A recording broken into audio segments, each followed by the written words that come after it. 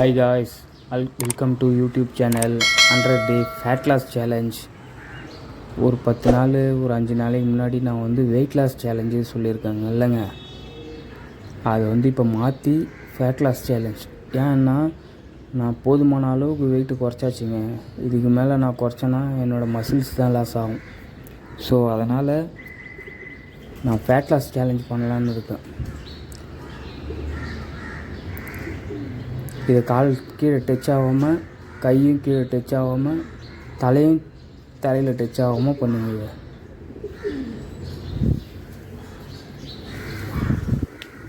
இதை கரெக்டாக பண்ணுங்க. நேராக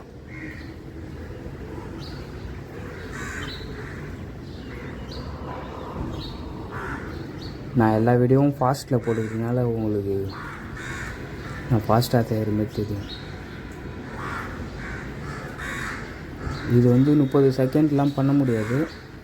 நீங்கள் 15 கவுண்ட்டு பண்ணுங்கள்.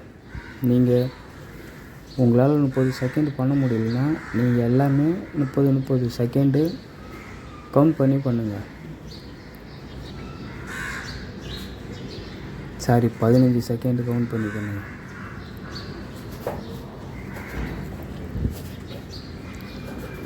அப்புறம் இதை பண்ணிங்க.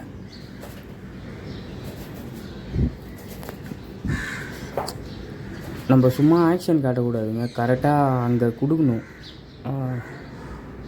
Work out. அப்புறம் இதை பண்ணுங்கள். முதுகு எலும்பு நேராக இருக்கணும் நீங்கள் அப்படி திரும்புகிறப்ப.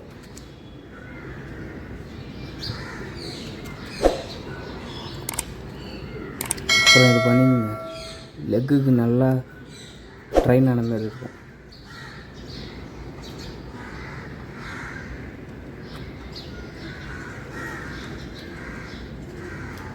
நீங்கள் 30 செகண்ட் பண்ணுறீங்கன்னா 10 செகண்டு ரெஸ்ட்டு. இதை ஃபீல் பண்ணி பொறுமையாக பண்ணுங்கள். கரெக்டாக ரொம்ப ஹைட்டாகவும் ஜம்ப் பண்ண வேணாம், ரொம்ப ஸ்பீடாகவும் பண்ண வேணாம். நார்மல் ஸ்பீட்லேயே பண்ணிங்கன்னா கொஞ்சம் ரிசல்ட் இருக்கும். இது வந்து வாக் போகிற மாரிங்க. இமேஜினேஷன் பண்ணி கரெக்டாக நீங்கள் பண்ணுங்க. மேலே கீழே மேலே கீழேன்னு வரணும் பொறுமை.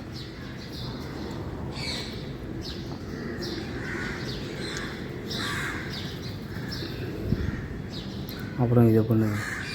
உங்களால் எவ்வளோ கீழே உக்காஞ்சி எழுந்திருக்க முடியுமோ எழுந்துருங்க.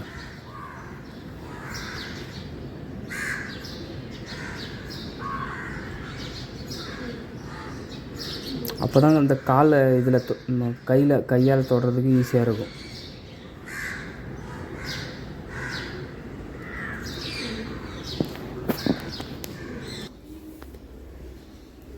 அப்புறம் இதை பண்ணுங்க.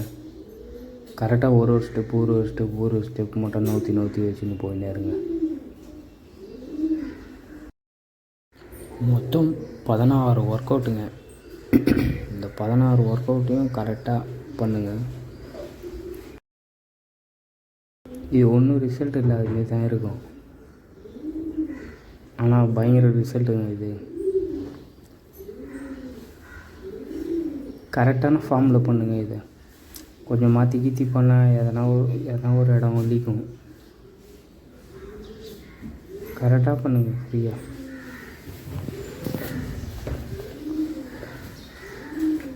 இது ஃபெயிலியர் வரையும் போட்டுக்குங்க. இதை உங்களால் எவ்வளோ முடியுமோ போட்டு நிறுத்திக்கங்க.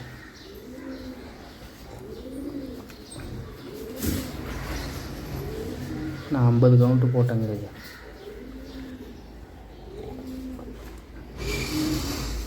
அப்புறம் இதை பண்ணிங்க.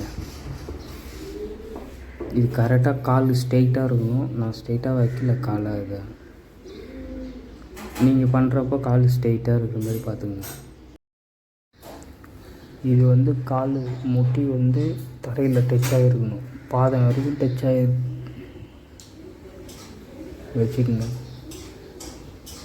உங்களோட பின் முதுகு தண்டு கை இதுக்கு தான் வேலை இருக்கும், காலுக்கு ரெஸ்ட் இருக்கணும். அப்போ தாங்க இது உங்களால் எவ்வளோ தூரம் விரித்து ஹோல்டு பண்ண முடியுமோ நீங்கள் பண்ணுங்கள்.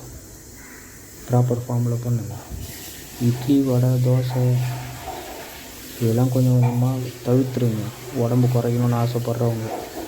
உன்னால் முடியும் வரை போராடாதே, முடிவு வரை போராடு நண்பா.